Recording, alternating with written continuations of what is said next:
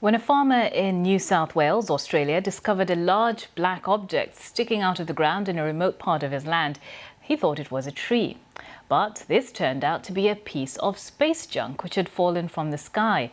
The Australian Space Agency later said it came from a SpaceX capsule. Dr. Brad Tucker is an astrophysicist at the Australian National University, and he was called to examine the object. A lot of people often think they find space junk and meteorites, and it's always exciting to hear, but usually easy to determine it's not in something more earthly.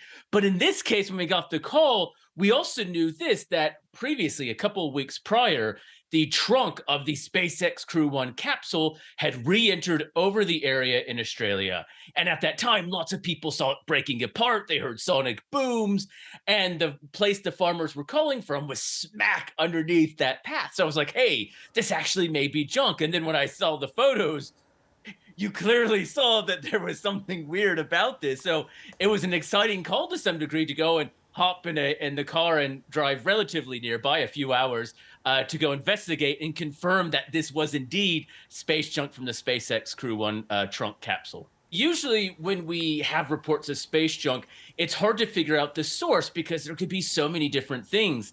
In this case, because that part was so well cataloged and it was so well observed entering the atmosphere and fragmenting and breaking apart, we kind of knew that this had happened. And once we were able to get the location and then obviously go there, firstly, it was making sure, well, how exactly close is this spot to that flight path? And it was within, a few kilometers, which is as good as you get. You can also then see subtleties in the way it's made. So in fact, we were looking at the scorching patterns as this junk hits the Earth's atmosphere, it breaks apart. But due to the massive friction of the atmosphere, causes bits of it to burn and essentially incinerate, which you can see. You can then also see the materials that it was made up of to confirm, this indeed is high-tech manufacturing and not farm equipment laying down, so to speak. And the benefit here, which was the final part, was there was part numbers on it. Very rarely do you get the part numbers labeled.